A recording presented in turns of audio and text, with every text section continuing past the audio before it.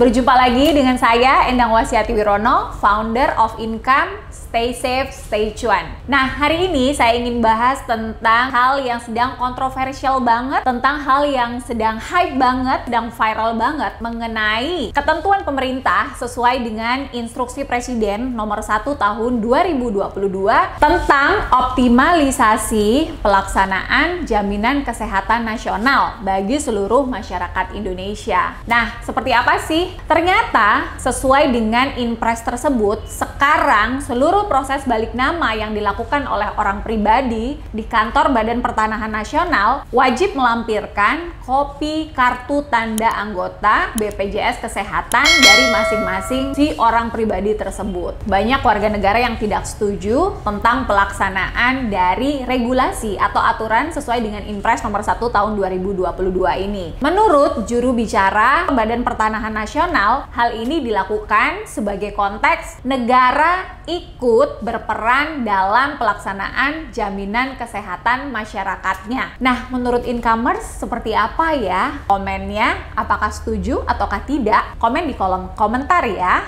See you in the next video. Like and subscribe and follow our social media.